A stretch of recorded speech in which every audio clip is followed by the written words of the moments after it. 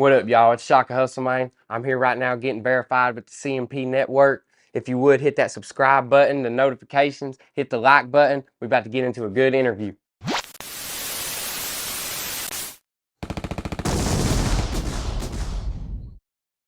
What's happening? What's happening?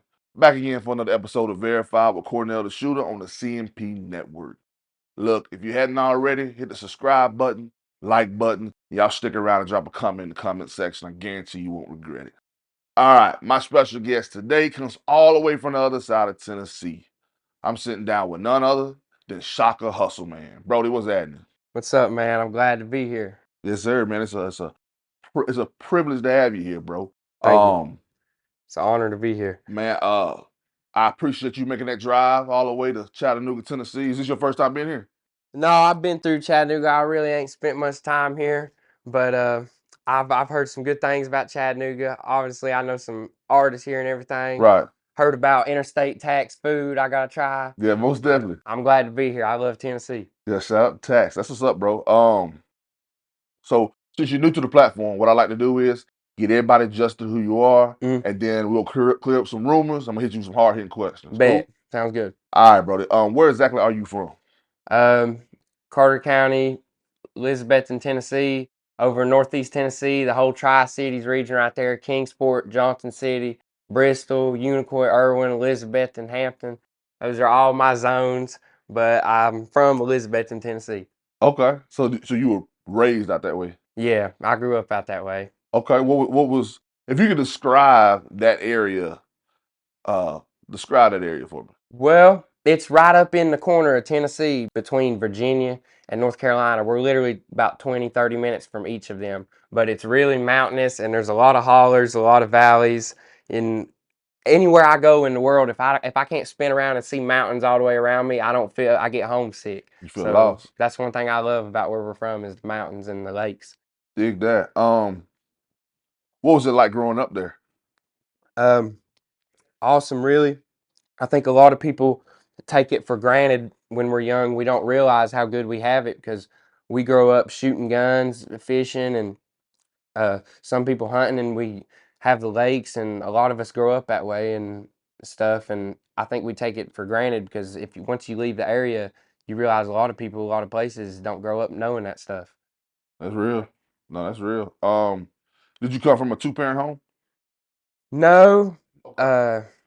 my mom and dad were split up since I was a baby, but my dad did a really good job with me, but it was always custody battles. My mom, she tried her best and stuff, but she had a lot of struggles, a lot of drug addiction in the family, all throughout the family, and alcoholism and stuff. And it's kind of, I think that's a good question you asked because I think that's where my two personalities come from, like, or not two personalities, but that's what makes my personality. Like, I grew up in a home. I'd be 1 week with my dad and my grandma and stuff in the holler, riding go-karts and shooting guns and stuff. And then the next week I'd be with my mom in a spot I shouldn't have been in, like seeing things I shouldn't have seen. And that's really what got me into rap music so hard, is always hearing the boombox hitting in the spot. And like the first rap song I ever heard was Eazy E. Okay. And it's crazy because the other side of the family, you growing up on rock and roll and country music and stuff. And once the 1 week as a kid, you're in that environment, and 1 week you're in another environment. It makes a weird personality. I can see that. How do you feel like that affects children who have to go through that, living with one parent and then switching up and going to live with the other parent maybe over the weekends? How do you feel like that really affects a kid? It's hard. I feel like it makes it confusing to find yourself when you have no direction or guidance. Like I think like a lot of kids go through that. I support having two parents in the same home. Yeah, I think that's the best for the kid. I think that's the best for guidance of the kid. But we got a lot of kids nowadays that grew up like me that's didn't really, they had the little guidance and stuff, but it was hard to figure out who you was and what you wanted to be. Gotcha. Yeah. That's deep. Do you have any siblings? Yeah. I got a sibling. I grew up with a bunch of sisters. I have a sister and I had a bunch of stepsisters Okay. growing up. So I grew up in a house full of girls. Right. And they'd always be playing with their dolls and stuff, and I'd always be playing with my G.I. Joes and my little toy guns. So you were the only boy there. Yeah, Gotcha. but I had friends growing up. Right. Probably why I hold my friends so close. Like I call my friends my brothers, but I treat them as if we was blood brothers. We fight and argue and stuff. Get into it. I can see that. I can see that. What's a memory from your childhood that you'll never forget? I got a bunch of them. I think some of the biggest things is just shooting guns when I was a little kid. That's one thing I'm proud of. Even with the school, when I was in 4th grade, they took us on a field trip, and we was at a shooting range on a field trip shooting Y'all took guns. a field trip to the shooting range in Yes, school. yes. And I was also the last generation they taught cursive to. He's a year younger than me. They didn't teach you cursive, did they? No, I did in county school. I know cursive. Okay, but then I'm wrong. But You just tell me I don't know cursive? I thought I was the last year. After my year, they stopped teaching kids cursive and everything. But we used to go. I know for a fact they don't still do that. But they used to take us to Camp Explorer. Did you go to Camp Explorer? I I went to East Side. Nah, I didn't go there. But So you went on field trips in your school to gun ranges, and you're saying now they no longer teach the kids how to write in cursive? yeah, they don't even do that. Like What it's school is this? I went to East Side Elementary in Elizabethton. It's Okay. like it's a little tiny small elementary school, but we literally went on and we rode freaking canoes and everything, shot bows. But they literally put a rifle, a 22 caliber rifle, in a 4th grader's hand. But that just goes to show how things are changing since then. That'd be unheard of. And that's just 15 years ago for me. Why I went to school in Atlanta, and Oh, they wasn't really? showing nobody how to shoot a gun in my school. Well, So I think the change was happening way, way even back then. I shot bows in school. yes. We wasn't shooting no bows, and we wasn't shooting no guns. Not being taught by trained professionals, that is. Well, it would be cool if we had a state of our country and stuff that we could teach I mean, I kids. do feel like there's things that should be taught in school that's not taught in school. Just even as far as, okay, self defense, as far as guns, gun awareness, even stuff like, financials. Yeah, How to establish credit, how to keep credit going. Those type of things aren't exactly. taught in school, and those are things that we experience now. And we're like, man, I wish somebody else would have taught us. Uh, but that's dope. Uh, into any sports growing up? Yeah, I played. Man, it's a good one. I played basketball growing up, country baller. Snap your But elbows. no, I was never a baller. I played ball, but I was never a hard baller. But I actually got kicked off the basketball team my sophomore year in high school because I was rapping and I had a SoundCloud account and I was posting raps and they were getting popular in the school. Everybody knew me as the rapper. And these rap songs are so vulgar and bad and crazy. And my coach wasn't having it. And he came and said to me, he brought me in his office one day and said, I don't know if you think you're Lil Wayne making more money than me and you both sitting on his ass, but if you're going to do this rap shit, you ain't going to be on my basketball team. Wow. And I went and took my SoundCloud down for 2 weeks. And then I got mad one day in class and was like, man, I'm a rapper. I ain't no basketball player. I don't even get no time. And I went and threw my damn jersey down and went and put my rap music back up and quit basketball. So your basketball coach heard your music and told you that he's not gonna allow a rapper to be on his team. Yeah. So he's either choose the music or choose the basketball. Exactly. Dude, I used to catch a lot of shit for rapping in high school. Like that was unheard of, like to do seriously. And that I used to catch a lot of shit for that. And it's crazy because just here recently, keep in mind what I was telling you is about 9 years ago. Just recently, I ran into my ball coach again in the store for the first time, How did that and I go? said, "Hey, coach," I said, "You remember what you said to me?" And he said, "Yes, I do." I said, I don't know if you think you're Lil Wayne making more money than me and you both on his ass. I said, you remember that? He said, yep. I said, well, guess what? Here's my business card. I said, I'm a rapper now. You remember me up? That was on my birthday, wasn't it? It was crazy. That was the best birthday present ever. Nah, that's what's up. There you go, coach. Yeah, that was awesome. uh, so what high school did you go to? Elizabethton High School. Okay, did you graduate? Yeah. The same high school as pro ball player Jason Witten. Oh, really? Yeah, he played for the Cowboys. I don't know nothing about no football though, so I'm. That's all. That's about the only thing you know about it, right? Yeah. Yeah, we need B Millie in here. He's. So, did you have any aspirations to go to college? Yeah, I actually went to a community college. I wasn't going to go. I really didn't care about it, but one of my last days in senior year of high school, they took us to a convention, and the community college was there. And I saw that they had an audio engineering studio program and gave you access to the Pro Tools and Okay. everything. And I said, "You mean I can come here for 2 years for free?" I was like, they was like, "Yeah, we'll actually refund you for going too with your scholarship stuff." I was like, "For real?" And I went, and that's how I learned a lot of what I know about audio engineering. Really? Yes, from the community college. And the lottery tickets in Tennessee is what pays for Tennessee Promise. Right. So, Right. That's what's up. yeah, I try not to be. I used to bitch when people would stand in line forever buying lottery tickets. I try to get gas. I used to get pissed off. But I try not to do that anymore because that literally paid for me to learn a lot of shit I know. Right. So you learn how to engineer and all that there. Yeah. Yeah. So do you record yourself? Yeah. Okay. Okay. We'll touch on Most that of a the little later. time. Most of the time. That's what's up. That's what's up. Along with music, you also have a strong passion for cars and trucks. Yeah. Where did that love come from? That came from pain. That's what I try to say all the time. I'm a product of pain. Like, I didn't ever work on a car till I was 19 years old. You said you're a product of pain. Yeah.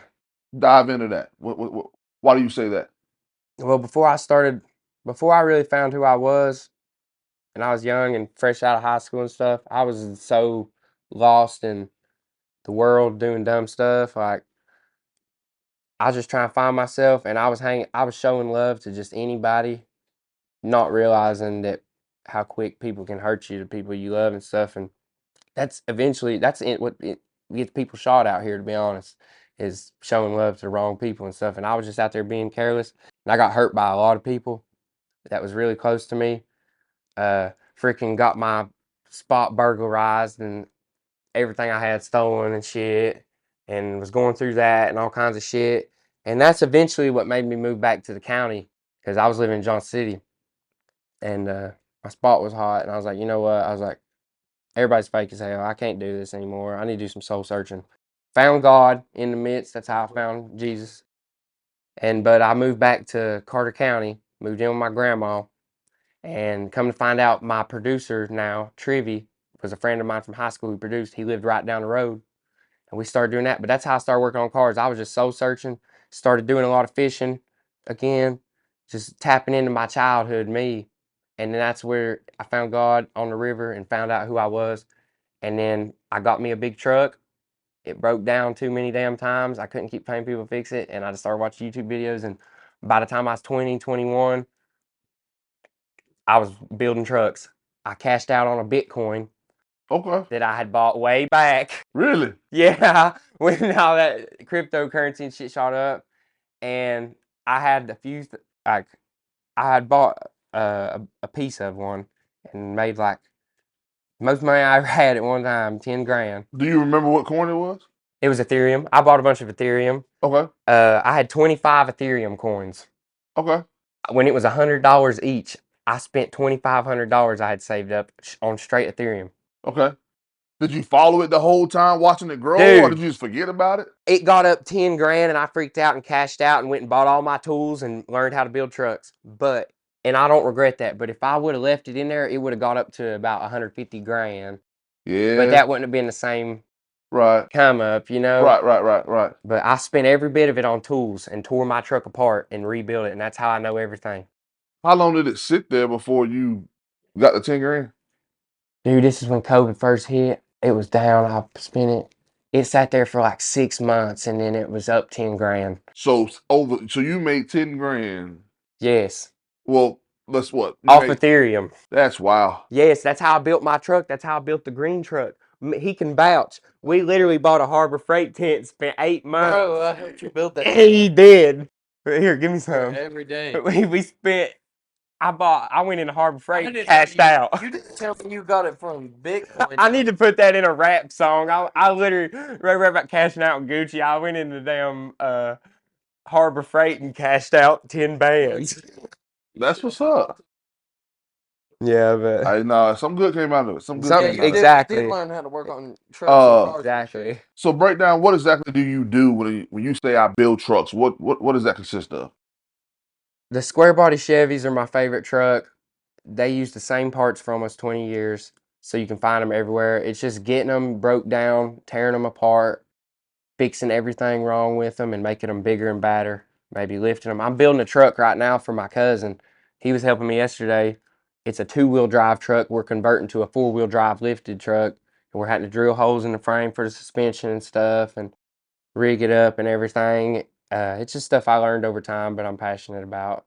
If I don't turn a bolt on a nut for a long time, or a nut on a bolt with a ratchet, my hands start feeling weird and I gotta go work on something. I dig it. I dig it. So from cashing in the Bitcoin, going to Harbor Freight and balling out to present day, how would you say building trucks has affected your life? it's it it came into my life when I was beat down and didn't take pride in myself for who I was, and it came into my life and gave me something to take pride in.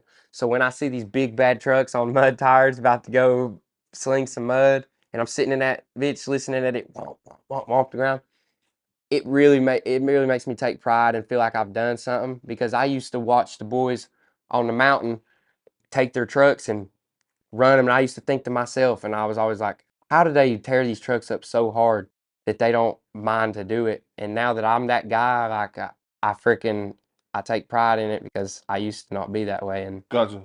it was knowledge. I had to learn the knowledge to be able to do that. Right. You know, So what's the longest time that you spent on building a truck or working on a truck? Like one consistent truck.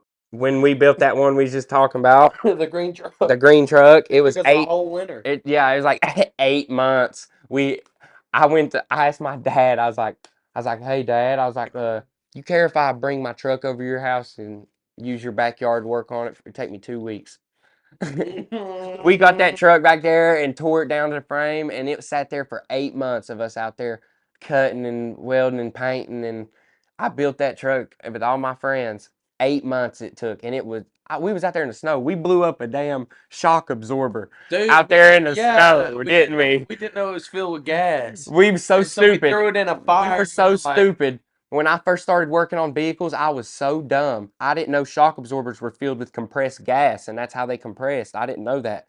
And we had a shock absorber laying next to the fire, and it damn blew up on us. I blamed him before I even knew what happened. Wow. Didn't I? You My blamed me bad. for a lot of My bad. It was my bad. Have you had any of your trucks that you built in your music videos? Yes. Yeah. Some of my really old music videos, you can see the green truck that we built. That on an album cover in yeah. that truck. Yeah, he is. It's on old album covers, but it's been tore down for last year. So most of my music videos are with my blue truck, and I had a Jeep for a little while that's in them. But I got all kinds of vehicles in these videos, So do you build for other people or you just build for yourself? mostly for myself. But I don't do it like as a profession. If somebody comes and asks me, like right now, I'm doing it for my cousin, and he's gonna give me a truck for the work, Okay. and I'm gonna build that truck. I want to build trucks simply for my music videos. That's what I like doing it for. I take pride in it, but I like using it for entertainment. Like a lot Gotcha. of my fans like them. They keep up with them. Okay. So I need to get. I'm trying to get some shirts made that got my truck on them, because a lot of fans, they know my truck as soon as they see it. And Man, we got people in chat that do shirts, bro. You need to get with some on. Like honestly, I can refer you to some before you leave. hell But yeah, but that's dope. That's dope. So the plan is to continue to put your trucks in your videos. yeah. Okay. I want them to constantly, over a period of time, with the music as it evolves and the fan base evolves, I want the trucks to evolve, and it be like a reflection of the state of the entertainment we're doing. You know what I mean? Like right now, we're in a bit of a recovery period with the trucks. All my trucks are down. My cousin's truck's down. But when I get my cousin's truck fixed and he gives me that truck and I get all these trucks fixed, we're going to have a lot of videos coming out with That's what's some up. new trucks. That's what's up. That's what's up. Definitely keep me in the loop, man. Yes, sir. If you had to guess, how many trucks have you built since you started building? Well, really, I just turned 24, and I've only really known what I was doing since I was about 21. So we put cars together and stuff too, but I'd say probably like two, probably like six. Okay. Six cars too, like cars, probably My like truck. 6 or 7. Well, look, that's 6 more than I built, and I don't even change my own oil. Okay, so that's an accomplishment, bro. What's your dream automobile? Car, truck. What's your dream Square automobile? body Chevys, freaking, it's the big trucks, 70s models and the 80s models, Chevy trucks. Those are my favorite. That's what I know the most about. I got the song. It's my best performance song, Square Bow Stunner. Right. That's what that's about, square body trucks. I represent that. But that's pretty much my favorite. I like everything though. Digging. So, how would you describe the music scene in Johnson City? There's a lot of people doing it, but it's small right now.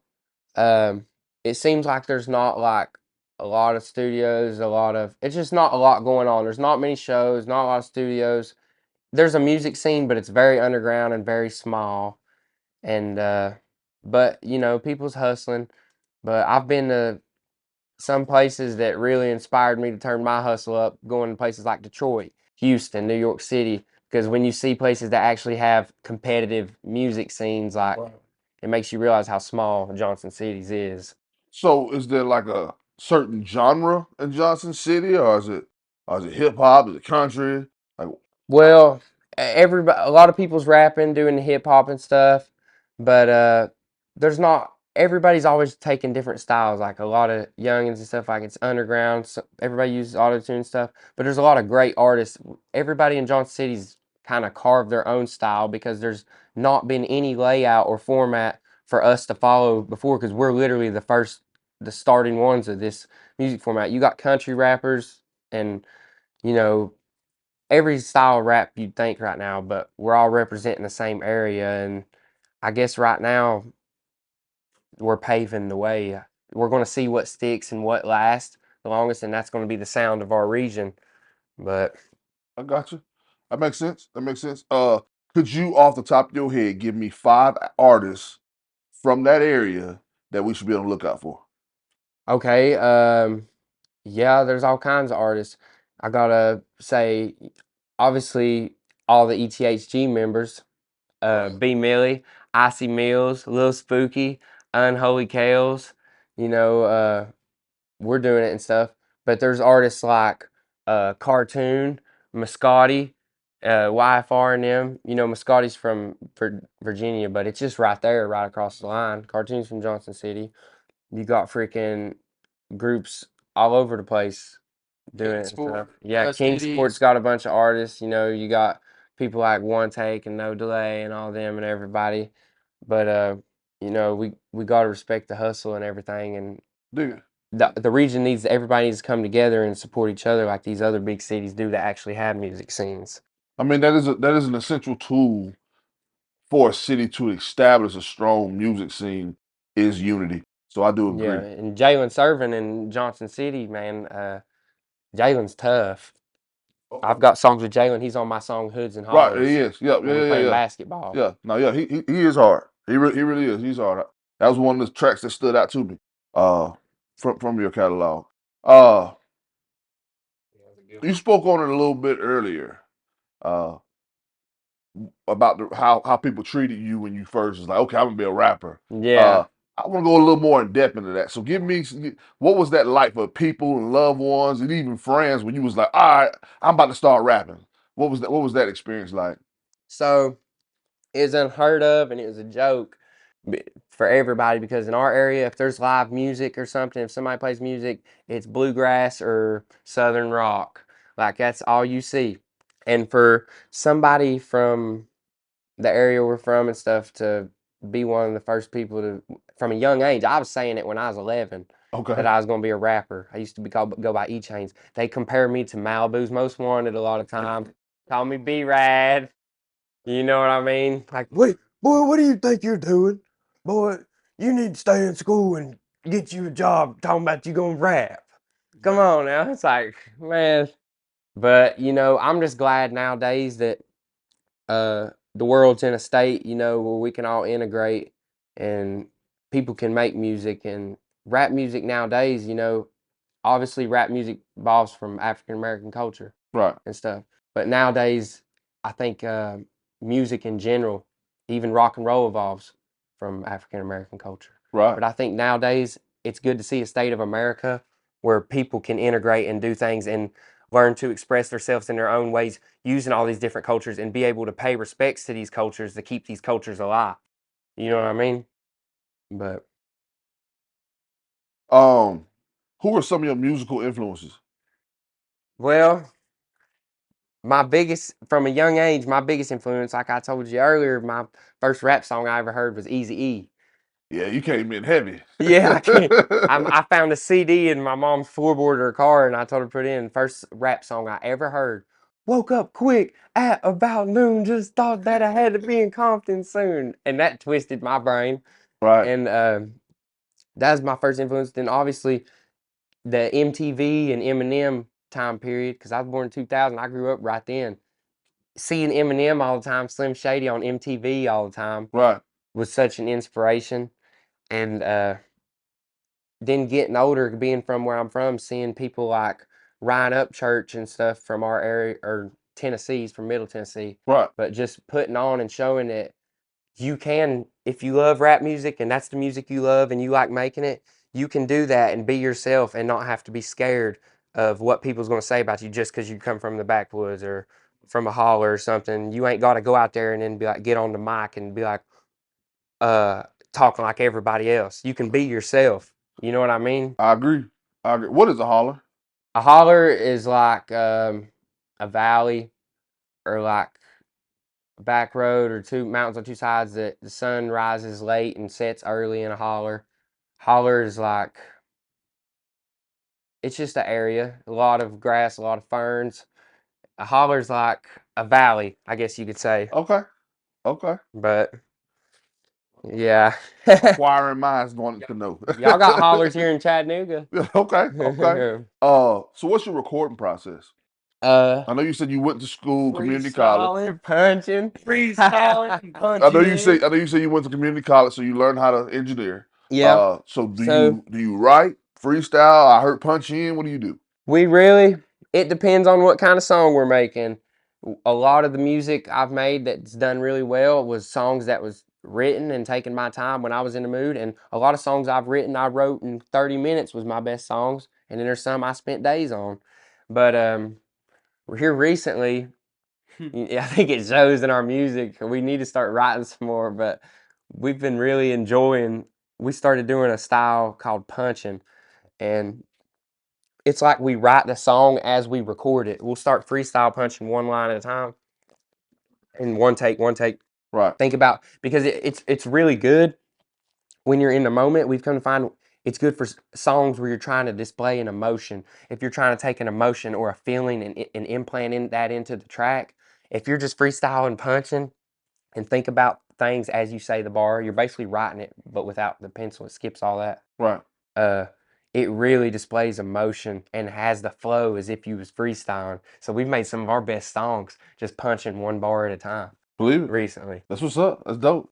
At one point you went by E-Shocka. Yes, sir. Then you started going by Shocka HustleMane. Yes, sir. Why the change of names? Well, in high school when I was on the ball team, everybody knew me as E-Shocka. It's like E-Shocka, E-Shocka. As everybody got to know me better by the time I graduated high school, everybody just called me Shaka, Shaka, Shaka. Then when I got out of high school, I started doing anything I could to turn into a businessman. And then everybody started calling me HustleMane. And somebody I used to be good friends with and stuff used to call me. And every time they called me, they'd say, call me Shocka HustleMane. And I just dropped the tape one day and everybody called me Shaka anyway. I was going to put just Shaka anyway. And I was like, HustleMane. And it stuck. Dig it. Some people call me HustleMane, some people call me Shaka, and if somebody calls me E-Shocka, what up E-Shocka? They know me from way back, Right. don't they? That's what's up. I used to say that. I know. Your song. He was a fan of mine before I even knew him. Oh, Because really? he was younger than me in high school. I remember you buying my mixtape in high school. For like $5. Yeah, It was bro. near Aviation Room. That's what's up. Hey, Yeah, that's what's he up. bought my tape and was blaring it before we was even friends. Man, that's what's up, bro. Uh, your song "Dang Mission" featuring Mexican OT. Uh, it's going crazy right now, Yeah, that's an right? awesome collab. How did this collaboration come about? Well, it's just he happened to know a lot of people that knew a lot of people in the Tennessee area that knew some people I've was friends with and done a lot of work with and stuff. And it was more or less just I knew somebody that knew one of his people that knew him really well, and they talked to him and stuff, and we was able to make that happen. And uh, it was crazy to me when my buddy came and told me, he's like, "Yeah, I'm gonna get OT on a song with you. Like we're gonna make him on a song." I thought he was joking. I was like, "Yeah." I was like, "You ain't about to make that happen." Right. I was like, "No, you ain't." He's like, "Send me something." That's what's crazy about this song. Listen what happened. He said, "Send me something." He said, and I sent him a few files I was working on, and I accidentally sent him one that was garbage. But Ah, it had the most room on the beat, and he ended up getting his people to send it to Mexican OT and stuff, and Mexican OT put a verse on it and sent it back, and he sent it back to me. He's like, "Here you go, you made it happen." I was like, "What?" And then I listened. I was like, oh, "This is the one he hopped on." I was like, "No." I was like, "This is trash." I was like, "I can't be spitting this." So I begged him. I was like, "See if they can send you an acapella. See if they can send you an acapella." They sent me an acapella. That's the first version of the song. There's 3 versions of that song before what released. really? A second version I got with my producer Triv, and I was like, "Bro, we gotta do something." I was like, "No, this is before I got with Triv. I had Triv send me a beat. Triv sent me a beat, and I laid Mexican OT on it before I even made my verse, and then I made my whole verse trying to make the song and recorded it myself and stuff. People heard it and was like, Shaka, we can go harder, we can go harder." Then I called Triv. I was like, "Triv, I need you to come over to the studio." I was like, "You're gonna have to help me out on this one, bro."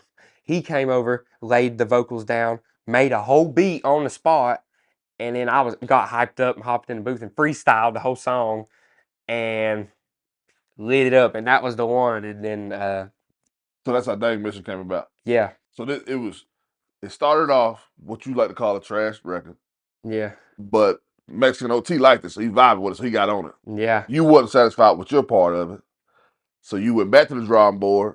Still wasn't satisfied, so you got a whole other producer come in there, and he remade a beat around the actual record. Yeah, uh, that's how it happened.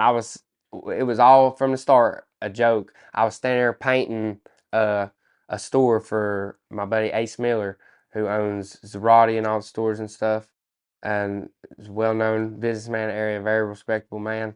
And I was painting a wall, and he came to me and said something about it and made a joke about it, and I thought he was just joking. He said, if "Who's somebody you'd like to work with on a song?" I was like, "Man, I'm a big fan of Mexican OT." I was just joking. I said, "People said I'd sound good with him stuff. I've been hollering at his team trying to make it happen stuff." He's like, "I got a buddy that knows him." He's like, "Let me just." Wait a minute. Okay, so you just threw him out there and I was just like, threw it out there, and that's how it came about. and And who helped this come about? What's his name? Ace Miller, Shout out to Ace Miller. That's what's yeah, up. he's helped a lot of people out. He's well known in the Virginia, North Carolina, Tennessee area and stuff. That's what's up. So he was the one that really put all that together. Shout out Zerati Shop and everything for distro and all the stores, but yeah, Did they've it helped end me up out a lot. costing you anything financially to get him? I mean, no, no, I didn't. It cost me to make the video happen and everything, and But to get the verse, it was off the strength. no, it was all handled by my buddy. He made all that Man, happen that's stuff, what's and up. it was just like a gift. That's So what's up. yeah, and Mexican OT and his team, I'd already been talking to them and stuff, and so it was just kind of like it just kind of a gift that kind of happened, and I tried my best to take advantage of it. And Mexican team called us, said, "Hey, if you I didn't think I'd be able to make a video." I Right. was like, "What the hell?" His team called us. I was on the phone with all his managers and stuff trying to figure it out. Nervous as hell. They called us. They was like, "We have this free day." It was like 1 week out. It was like, "If you can come down on this day," it might have been less than a week. It's like, "If you can come down, And when they say down, they mean where? Houston." Okay. It's like, "If you can come down." I said, "Fuck it." Called all my team, all ETHG, everybody. I was like, "Yeah, we got to make this happen." I was like, "Whatever you got planned, cancel it." I was like, "Let's make it happen." We loaded up, flew down to Houston, drove straight out, did a show, left the show in Virginia, drove straight 16 hours to Houston. and got there, rented out a ranch we was all gonna stay at and drink our beer at and stuff, and then have OT come by and we was gonna shoot a video. The damn owners of the ranch found out he was gonna be there, went and posted it on damn Facebook. Oh, So blew the location. So we had to work something out with his team and everything, and then we pulled up on them, and it was a good day. It was a great day. Met a lot of who cool ended up folks. shooting that video? My buddy Max OTG, and I grew up with him in Cimarron Creek. That's what's up. Yeah, Max is our bro. He's the one that lives in Brooklyn. Okay, hard record and Thank you, great sir. feature, man. That's like for real. That's what's up. Thank you. It's a lot of happened to make that happen. Hey, man, but that's what it takes. Yes, sir. Situation like that, that's what it takes. That record will be a part of history forever. Thank That's you. what's up. So after a big collaboration like that, I'm sure you're hungry for more. So Yeah. like, what's your dream collabo? Like, who's somebody you want to work with like bad right at this present moment? Colt Ford. You know, Colt Ford, he's a country rapper, I guess you could say. He's made songs with Kevin Gates, Upchurch, everybody. Right. I'd always love to make a song with Colt Ford. Upchurch, obviously, Tennessee legend. You know, Jelly Roll, maybe. These are all Tennessee legends. Upchurch, Jelly Roll are. Not the maybe. Not the maybe on Jelly. Why maybe on Jelly Roll? Well, I mean, if he wanted to work, I'd love to. That's a Tennessee legend. That's what I'm saying. But I'd really just love to work with anybody who supports what I do and love to work with me. Like, I like seeing collabs like that, and I'd like to work with Adam Calhoun and them. And when it comes to the other scene of rap, I'd like to work with people like Babytron and stuff. But I've done some collabs that he's got them on his hat. MBB, Moneybag Boys in Detroit. That's my buddies up there. I'm really down to collab with anybody that wants to collab with me. I don't care about their numbers or what. If you make good music and I feel like you die for this shit, like, let's collab. Let's make it happen. That's what's up. That's what's up, bro. You experienced some success on a professional level with songs and videos like Tennessee Tough, Spear, of course the one with and the one with Mexican OT, Dang Mission. All of them racking up big numbers individually, you know, and respectfully. But which of those songs made you realize, it even can't even be those songs, it gotta be those songs, but which of your songs made you realize, okay, I'm really good at this music thing? Tennessee Tough that I dropped with Shady Mane, my buddy Drew. That's the first song I dropped where I felt like I realized that's where I first seen firsthand that my music represents a group of people. That was the first time I seen people be represented by my music, and I think that's why that song has the most views out of any song I have. That is the first song I heard from you. Yeah, And it's the honestly, biggest that was one. the first song I heard from you before this platform was even established. So I had already heard that song. Really? So when I ended up coming across you again, I was like, wait, I've heard this song before. And it's crazy. I don't remember what it might have been one of those songs. You know how you watching YouTube and it just you know, play the next song or whatever. It might have been how that situation happened. But I recall not so much watching the video, but hearing that song prior to the CMP network was established. And then once I started doing my research on it, I was like, oh, he's the artist who did that song. So that's dope. That's dope. We didn't even realize it, but Tennessee Tough, the name, that's like the motto of like the Titans, I think, or something. And we didn't even know. Before when we first dropped that video, when you Googled that, it popped up all their videos and stuff. And after we made our video and stuff and it got as many views as it did, it's the first video that pops up when you type that now. And like I said, that's the first time I felt like my voice represented a group of people, and I saw how important that is with this music, especially with the country the way it is right now. That's dope. That's dope. July 4th, you released Motor City Mission. Woo! Volume July 1. 4th. With Danny G Beats. Shout out Danny Tell me G. about that project and how did that come about? Man, it's crazy because I've been a big fan of Detroit rap and Detroit producers and stuff. And for about 6 months prior to me making that tape, and it was crazy. It was like it was spoken into existence. Somebody I'm friends with hit me up and was like, "Yo, man, I got a Danny G beat." I was like, "How the hell did you get a Danny G beat?" And he's like, "I know this artist, whoop de whoop and stuff." And I was like, "That's for." He's like, I'm gonna make a song. I was like, damn, that's crazy. I was like, wow. Then literally like a week later, like I kept talking about Danny G beats, trying to get Danny G beat and stuff, and then Danny G hit me up out of nowhere and was like, hey man, he's like, I support what you do. It's cool as hell. He's like, if you ever come through Detroit, he was like, let's take like 3 days here and we'll get studio time together and make an album together. And I was like, dude, I'll come like in 2 weeks. Like, let's do it. We rolled up to Detroit. We got an Airbnb, and it's crazy that the street we stayed on out of every place in Detroit happened to be called Tennessee Street. Oh wow. Didn't it? We were in the hood though. It was lit. That's But It what's was a up. good time though. yeah, everybody in Detroit that we met, you hear about a lot of crime in Detroit. Like, we was worried about that. We was strapped up because you hear all these stories about crime. Right. Well, we got there, and everybody we met in Detroit was so cool.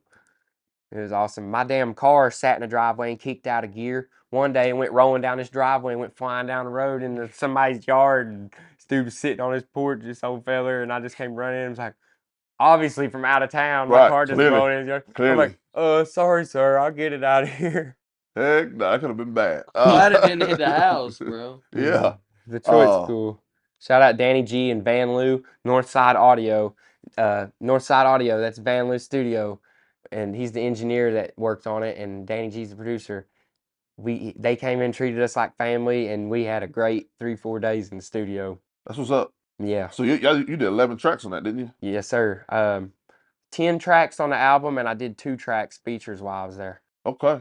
Bro, that's what's up. So which song off that project's your favorite one? Probably either Muddy Motion with Kales. Honestly, Ricky Bobby. There's a song called Ricky Bobby. It's grown on me. It changes every 2 weeks. But right now it's Ricky Bobby. But we got a good song. Me and Icy Mills. And Kales. Yeah, Kales is on that song. Me, Kales, and Icy Mills and Danny G are the people that rapped on the whole album. But we just locked in the studio, having a good time. That's what's up. That's what's I was up. super locked in. Yeah. The cover art instantly caught my eye. Who designed that? Created by Miguel. Creative Miguel, I think is goes by on Instagram. But Miguel is cold. And how that idea came about is I was in the studio one day. You could see it in the music video I did with Danny G. I was in the studio one day wearing a Dale Earnhardt shirt. And he said, what are you going to call this tape, Shaka?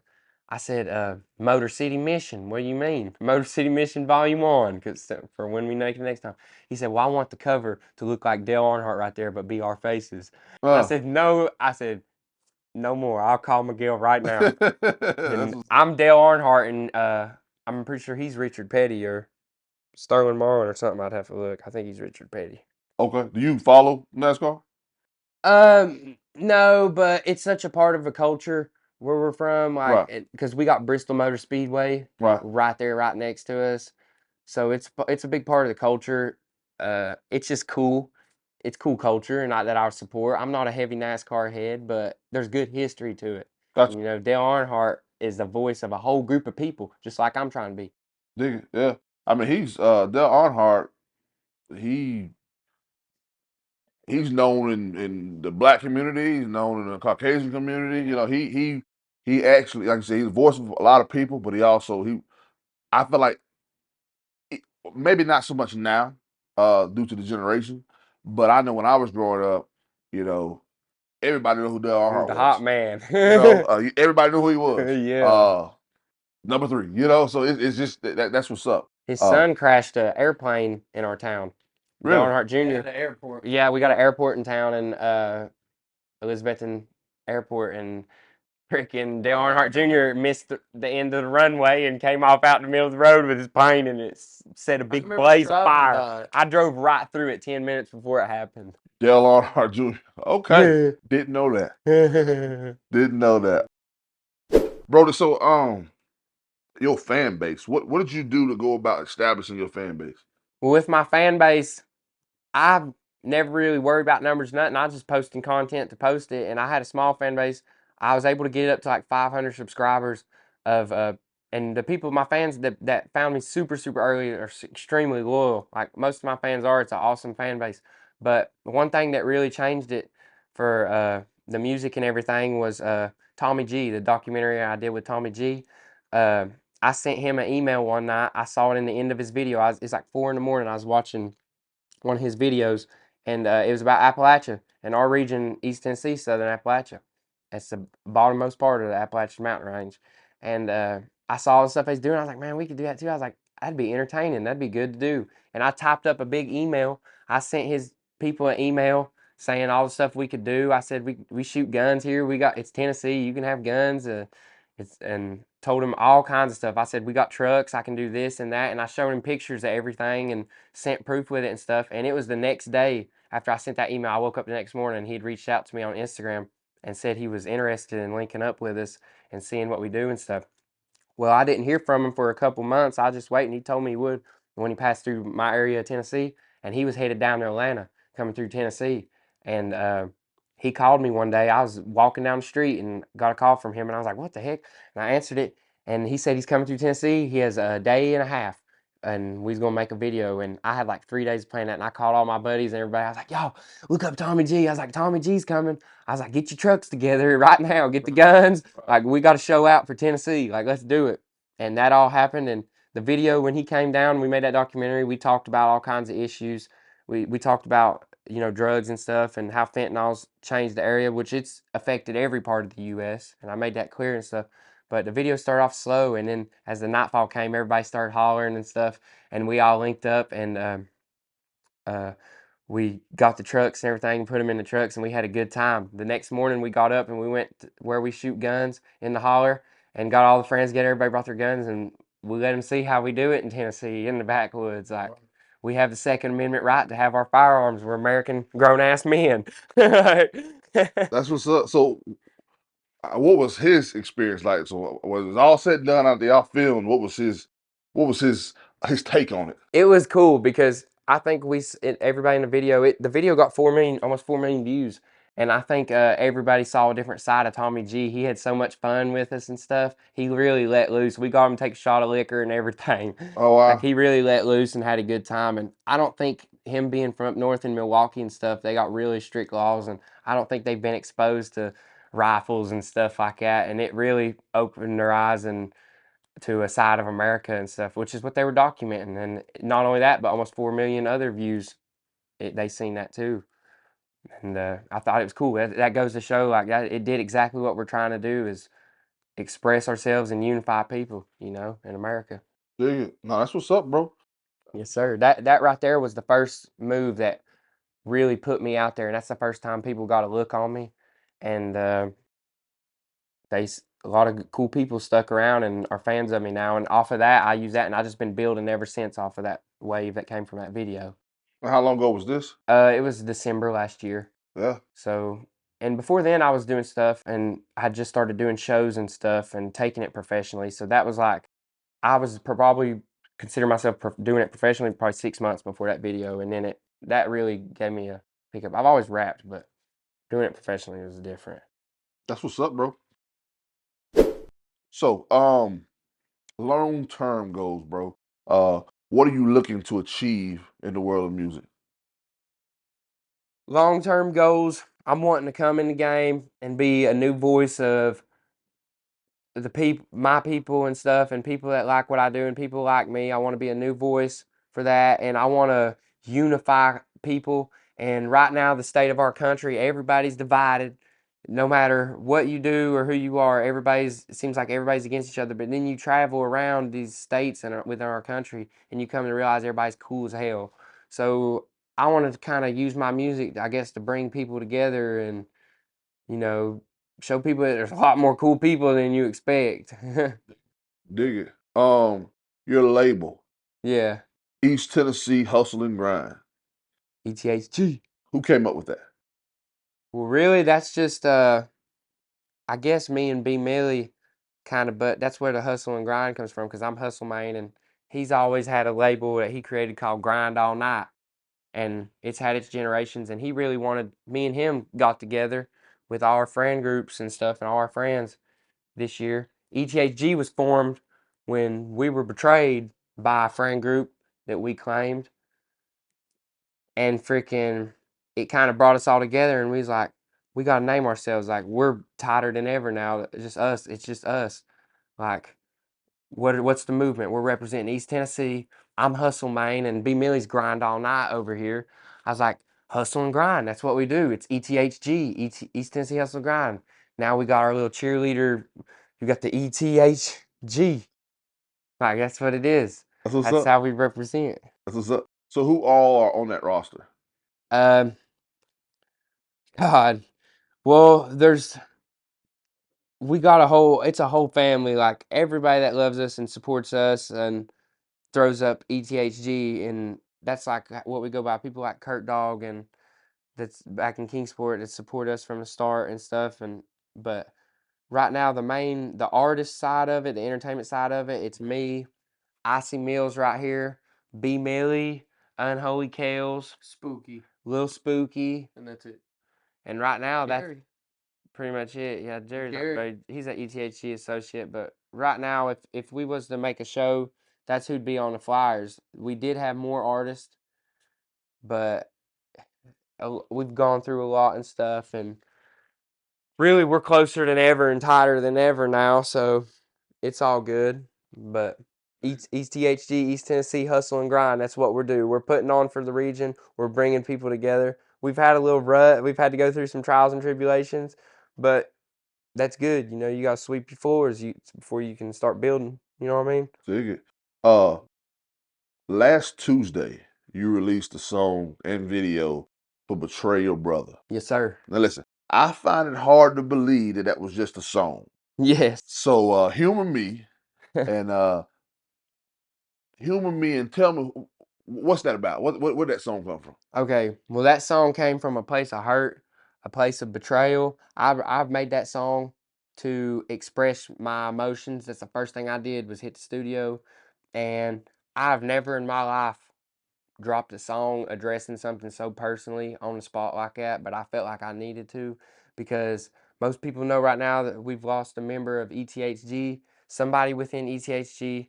I haven't spoke on it publicly or anything, and I wasn't going to, but it's been brought up so many times, and the song's about it, obviously. Uh, we had to boot a member of ETHG for personal reasons. I won't dive into too much. I won't say who it is, but this person, it's like flipped the switch, like betrayed all of us, all of the gang, all our brothers in our group and stuff, our rap group. And it's something you never expect. Like, it's like the ones that run with you for years and yell the loudest, fuck the ops, fuck all the other guys and stuff. It's when some shit happens between y'all, is when they bark the biggest and do the biggest bitch moves, just being honest. Like, that's what that song's about. So I was hurt by somebody that's really close to me, switched up on me, and not only did they switch up and sell a bunch of stuff that wasn't theirs, and freaking run off and rat a bunch of all kinds of stuff on the internet, exposing the group and all kinds of different stupid stuff that don't need to be out there, starting drama and stuff. That's something I never expected. We don't think that's man business, to when men have disagreements and stuff, to go running and posting and talking and all that stuff on the internet. We don't stand for that, and that's why I wanted to keep it private. But unfortunately, I wasn't able to do that, so that's why I made the song to address it. So, I was betraying my brother. You'll do something for when you're doing stuff for somebody, and when you're giving them, and when you're up and they're riding the wave and everybody's happy and smiling, they want to yell the loudest, the most loyalty, and fuck the ops and just my brothers and stuff. But then as soon as things go south and we're in a rut and we all need to stick together and move on, that's when when that pressure's on somebody's chest, that's when you find out who they are. Because they're either going to take that pressure and use it to boss up, or they're going to take that pressure and fold. And unfortunately, a member of ETHG and a long time so-called brother of mine for years just has done some stuff, and I had to address it last night on the internet, because now this person is going, still on behalf of ETHG, going and trying to ruin all relationships and stuff. And anybody who knows us and knows the group and our brothers and stuff and everybody we stand for, they know we stand for unity and bringing people together. But that's what that song's about. But we're about to come back. I'm known for the uplifting music and stuff, and that's what it is. But we've been through a rut. It's a little bit of a recovery period, but we're coming back bigger and badder trucks than ever, and we're going us as brothers, ETHG, we understand the importance of our role to put on for our region, and we're about to do that better than ever. Dig it. Yes, Dig it. sir. I dig it. You said earlier, you know, doing shows and going out and performing. So do you do shows frequently? Yeah, not as much as I was, but I'm doing shows. It took a toll on me there for a while. I was doing shows like every week, just taking up any show I could. Is that locally in your area, Yeah, or were and you going whether it out? was 2 hours, 3 hours, I was doing shows. I talking to everybody. I was doing for free. Hell, get me on. But I tore my throat up doing that. Really? Yeah, Elaborate on that. I'd do a show one week, 2 shows the next weekend, and a show after that, and then my throat just started getting tore up, and then it started irritating my lungs and stuff. But that's not why I haven't been doing as many shows and stuff. I just stopped. I want to keep. I want it to be a little more exclusive. You know what I mean? Like if you're just doing shows all the time, you start to notice that it goes from when you're doing them like once every couple months, you see all your fans and it's like a big reunion. But Right. if you're doing them every weekend, you start to see less of the people you'd usually see because you're Right. not They'd be like, I'll exclusive just catch them anymore. next week. Yeah, exactly. Gotcha. And it's hard on you. I can imagine. I can imagine. How do you feel about the term hip hop? I like it. I think it's creative. It's funny. It describes what it is. Hip hop. Hip hop. It's better than people saying rap crap. That's what they usually say. Oh, You've much always much heard people better. say that. Much better than that. So hip hop, I like that term. I hear you use the word redneck in your music. Yeah, In your opinion, what is a redneck? a redneck is anybody who can live off the land and stand up for what they believe in and stand up for their people Stick their and thumb for too long.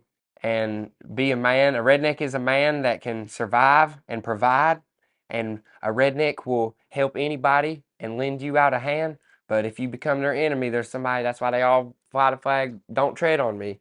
They're good people, but they're dangerous people. Gotcha. Gotcha.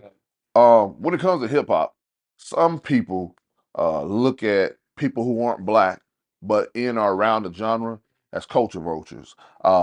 People like Vlad, Eminem, Post Malone at one point was labeled a culture vulture.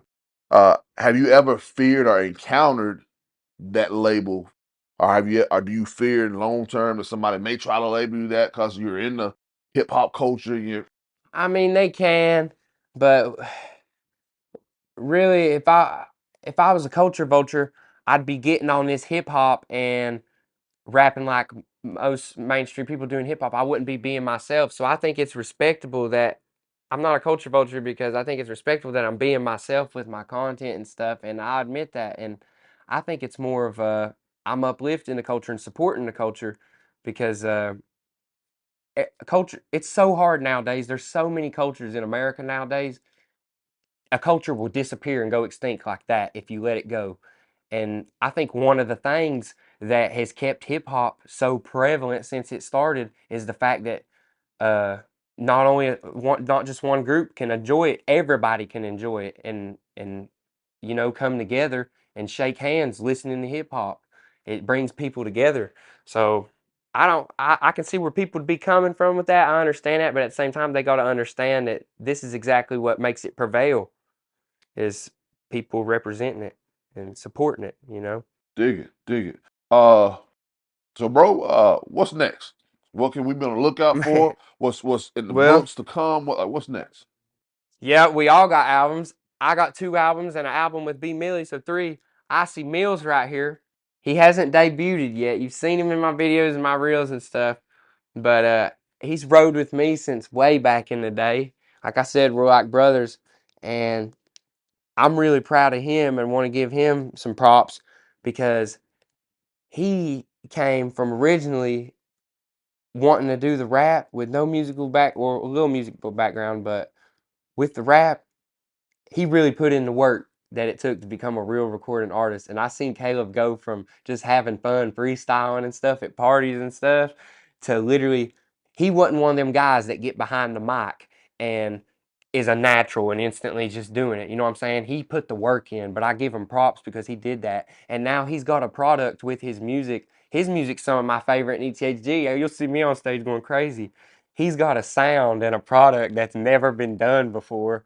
And it's the most crazy, unique rap you've ever heard, his style. And it's completely new. And that's what I'm proud of him because that's what this is really about. Like, he made something. Not many people can do that. Like, somebody always sounds like somebody nowadays because there's so many sounds, but he created something new, and it took me 10 years to do that. And he did that after a year of hustling, and Detroit inspired him. Shit, dude. Yeah, Detroit. But with me, I got 2 albums coming up. One's called Through the Flames, A Product of Pain, 10 songs that I've recorded and engineered. You're going to have some redneck rap on there, the typical stuff, but you're also going to have some story about background and trials and tribulations. Then I got Jack Draga. Gonna drop. It's called Jack Draga. Okay. Like Dragon Jacks. Okay. Jack Draga. Okay. That's an I'm awful all sound. Yeah, he's all over it. And that's a lot of fun music. Fast paced. Okay. Make you want to fix cars. That's why on the cover I'm gonna be dragging a Jack. Okay. I dig it. I And dig me it. and B Millie, my manager, best friend, rapper B Millie, well known Piney Flats rapper in our area. Me and him got an album called East 10 coming.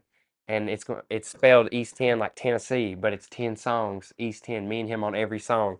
That's dope. Just rapping. That's dope. So So, any dates on those yet? no dates. We're getting it organized right now. I'm always bad on dates, but I'll hustle and I'll get it out as quick as I can. We got videos coming. Icy Mill's about to debut. All these different tapes from ETHG coming. And all my trucks are about to be fixed. Bigger, badder than ever. 38.5 Super Swampers, like I say in King of the Trail. That thing is. We're about to come back harder than ever and use our voice and our platform to bring people together. It's 2024. Our country's needing people to unify right now. For sure. For sure. So anything you want to add to this before we get out of here? Man, I'm just glad to be here. I appreciate you very much. I appreciate CMP Network having me down here in Chattanooga, man. I'll be back anytime. Oh, for sure. We For need to sure. do Next some work. time we gonna take the trip, come up there, up to the Johnson City. Yes, and see maybe what we they're can talking have about. a big old at Kurt Dogs or something, a big shindig in the back 40. He Yeah, needs to go come. You can mud. come out there and get in a big truck. We go Okay. mud. I ain't making no promises now. Look, as long as it's your truck, we good. Hey, Yeah. think about good with Yeah. different clothes that he don't care about. What do you? Get muddy. Oh, well, shit. I've never done it before, but I'm open to bringing the camera. Hell, you be Yeah. all See right. You some get footage. mud. You wear something fresh. But you be muddy when you leave. Okay. I'll give you a pair of boots you can wear. All right, I drove up on a that's a Jeep in a deal. mud hole on a hood. That's a deal. Yeah, me and him laid across. Last time we had a shindig, our buddy laid us across. He said he was going to drive us to the back field. He's like, just right on top of the Jeep. First thing he did when we got on there is run straight into the freaking creek, into the mud. And we was on the hood of the Jeep. You can't go to Kurt Dogs without leaving covered in mud. We'll see. Yeah, it's We'll see. fun. But Brody, I appreciate you, man. I appreciate y'all making that drive. I appreciate you sparing the time to sit down and chop it up with me. But let everybody know where they can find you on social media and where they can find your music at. Yes, sir. Shocka HustleMane. That's Maine with an E at the end of it. You can find me on all platforms, YouTube, anywhere. And now you can find me on CMP. So Dig it. appreciate y'all. Bro, you've been officially verified. Yes, sir. Fellas, I appreciate y'all. Let's get it. If y'all made it this far, you might as well go ahead and drop a comment in the comment section. Make sure you hit subscribe and that little notification bell so you'll be notified when we drop a new episode. And man, hit the like button. Yes, sir. Hit it. Shocka, man, I appreciate you, bro. Man, thank you. All right, we out.